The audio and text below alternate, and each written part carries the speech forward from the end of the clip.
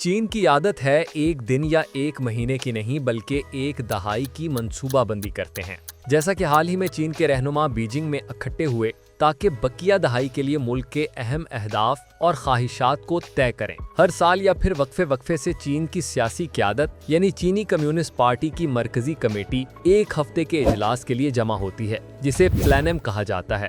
اس بار ہونے والے پلینم میں لیا جانے والا فیصلہ 2030 تک چین کی معیشت کے لیے رہنما خاکہ فراہم کر چکا ہے، جسے اگلا 5 سالہ منصوبہ کہا جاتا ہے، اور دنیا کی دوسری بڑی معیشت اسی منصوبے کے تحت آگے بڑھے گی۔ اور یہ ایک ایسا منصوبہ ہے، اب کی بار چین دنیا کی دوسری بڑی معیشت نہیں بلکہ پہلی بڑی معیشت ہوگا اور امریکہ کو بھی پیچھے چھوڑ دے گا۔ یاد رکھیں، مغربی ممالک میں پالیسی سازی انتخابات کے گرد گھومتی ہے، لیکن چین میں یہ منصوبہ بندی کے ادوار پر مبنی ہوتی ہے۔ چین کے 5 سالہ منصوبے یہ واضح کرتے ہیں کہ چین کیا حاصل کرنا چاہتا ہے، قیادت کس سمت جانا چاہتی ہے، اور ریاستی وسائل کو ان تمام مقاصد کے حصول کے لیے متحرک کیا جاتا ہے۔ ظاہری طور پر سوٹ بوٹ میں ملبوس بیوروکریٹس کے ایک دوسرے سے ہاتھ ملانے اور منصوبے بنانے کا عمل شاید سادہ لگے، لیکن تاریخ یہ بتاتی ہے کہ ان فیصلوں کے عالمی اثرات بہت گہرے ہوتے ہیں۔ حتیٰ کہ اس ویڈیو میں ہم چین کے 3 5 سالہ منصوبوں کے بارے میں بتائیں گے جنہوں نے پاکستان سمیت پوری دنیا کو بدل کر رکھ دیا۔ امریکہ سمیت سارے ملک چین کے سامنے بے بس نظر آئے۔ تو چلیں بڑھتے ہیں ان منصوبہ جات کی طرف، لیکن پہلے ہمارا چینل ضرور سبسکرائب کر لیں۔ نمبر 1، 1981 1984۔ ناظرین، یہ کہنا مشکل ہے کہ چین نے کب اپنی معیشت کو طاقتور بنانے کا سفر شروع کیا، لیکن پارٹی کے بہت سے لوگ کہتے ہیں کہ یہ فیصلہ 18 دسمبر سن 1978 کو لیا گیا۔ تقریباً 3 دہائیوں تک چین کی معیشت ریاست کے سخت کنٹرول میں تھی، لیکن سوویت طرز کی مرکزی منصوبہ بندی خوشحالی لا نہ سکی، نہ ہی عوام غربت سے باہر نکل سکی۔ ملک اب بھی ماؤ زے تنگ کے دور حکومت کی تباہ کاریوں سے سنبھلنے کی کوشش کر رہا تھا۔ گریٹ لیپ فارورڈ اور ثقافتی انقلاب جیسے اقدامات جو چین کی معیشت اور معاشرے کو نئی شکل دینے کے لیے شروع کیے گئے تھے، کروڑوں اموات کا باعث بنے۔ بیجنگ میں 11ویں کمیٹی کے تیسرے پلینیم میں ملک کے نئے رہنما ڈینگ شاؤ پنگ نے کہا کہ اب وقت آ گیا ہے کہ آزاد منڈی کے کچھ اصولوں کو اپنایا جائے، یعنی فری مارکیٹ۔ یاد رکھیں، فری مارکیٹ یعنی آزاد منڈی اسلامی معیشت کے بنیادی اصولوں میں سے ایک ہے۔ اسلام نے جو معیشت متعارف کروائی، اس کا بنیادی اصول ایک فری مارکیٹ ہی ہوتا ہے۔ یہی وجہ تھی اسلام آتے ہی پوری دنیا پر چھا گیا، اور جب تک دنیا پر مسلمانوں کی حکومت رہی، غربت نام کی کوئی چیز نظر نہ آئی۔ چین نے یہی اصول اپنایا، اور پھر چین کے اصلاحات اور کھلے پن کی پالیسی اگلے 5 سالہ منصوبے کا لازمی حصہ بنی جو 1981 میں شروع ہوا۔ اسلامی معیشت کے اصولوں پر بننے والے خصوصی اقتصادی زونز کے قیام اور غیر ملکی سرمایہ کاری نے چینی عوام کی زندگیوں کو بدل کر رکھ دیا۔ اہم بات یہ ہے کہ اس منصوبے نے صرف چین ہی نہیں بلکہ عالمی معیشت کی ساخت کو بھی بدل کر رکھ دیا۔ 21ویں صدی کے آغاز تک مغربی ممالک کی لاکھوں مینوفیکچرنگ نوکریاں چین کے ساحلی شہروں میں قائم نئی فیکٹریوں کو منتقل ہو چکی تھیں۔ ماہرین معیشت اسے چائنا شاک یعنی چین کا جھٹکا کہتے ہیں، اور یہ یورپ اور امریکہ کے صنعتی علاقوں میں عوامی مقبولیت رکھنے والی سیاسی جماعتوں کے ابھرنے کا ایک بڑا سبب بنا۔ مثال کے طور پر ڈونلڈ ٹرمپ کی اقتصادی پالیسی، جن میں محصولات یعنی ٹیرف اور تجارتی جنگ شامل تھیں، اسی مقصد کے تحت متعارف کروائی گئیں کہ امریکی فیکٹریوں کی نوکریاں واپس لائی جا سکیں جو گزشتہ دہائیوں میں چین کو منتقل ہو چکی تھیں۔ نمبر 2، 2011-2015۔ اسٹریٹجک ابھرتی ہوئی صنعتیں۔ جب چین نے 2001 میں ورلڈ ٹریڈ آرگنائزیشن WTO میں شمولیت اختیار کی تو دنیا کی فیکٹری کے طور پر اس کی حیثیت مزید مضبوط ہو گئی، لیکن اسی وقت چین کی قیادت اگلے مرحلے کی منصوبہ بندی کر رہی تھی۔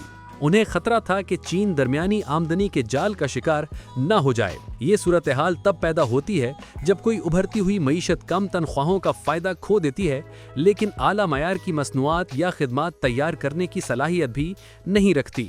لہٰذا صرف سستی مینوفیکچرنگ پر انحصار کرنے کے بجائے چین کو اسٹریٹجک ابھرتی ہوئی صنعتیں تلاش کرنا تھیں۔ یہ اصطلاح سب سے پہلے سن 2010 میں سرکاری سطح پر استعمال ہوئی۔ چین کے رہنماؤں کے نزدیک اس کا مطلب گرین ٹیکنالوجی جیسے کہ الیکٹرک گاڑیاں اور سولر پینلز تھے۔ جب ماحولیاتی تبدیلی مغربی سیاست میں ایک اہم مسئلہ بننے لگی تو چین نے ان نئی صنعتوں میں بے مثال وسائل لگانا شروع کیے۔ آج چین نہ صرف قابل تجدید توانائی اور الیکٹرک گاڑیوں میں عالمی لیڈر ہے، بلکہ ان میں استعمال ہونے والے نایاب معدنیات کی فراہمی پر بھی اس کا تقریباً مکمل کنٹرول رول ہے۔ یہ نایاب معدنیات چپ بنانے اور مصنوعی ذہانت کے لیے بھی ضروری ہیں، اس لیے ان پر چین کا کنٹرول اسے عالمی سطح پر ایک طاقتور پوزیشن عطا کرتا ہے۔ چین کا اپنی معیشت، اپنی ٹیکنالوجی اور اپنے فیصلوں کی آزادی میں زیادہ خود کفیل ہونے کا جذبہ کوئی نئی بات نہیں، کیونکہ یہ چینی کمیونسٹ پارٹی کی نظریاتی بنیادوں میں شامل ہے۔ نمبر 3،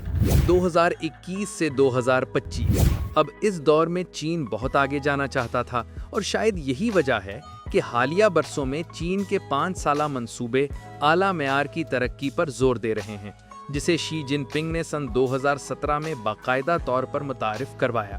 اس کا مقصد امریکی ٹیکنالوجی کی بالادستی کو چیلنج کرنا اور چین کو اس شعبے میں سب سے آگے لے جانا ہے۔ مقامی سطح پر ویڈیو شیئرنگ ایپ ٹک ٹاک، ٹیلی کمیونیکیشن کی بڑی کمپنی ہواوے اور مصنوعی ذہانت کا ماڈل ڈیپ سیک وغیرہ اس کی کامیاب مثالیں ہیں۔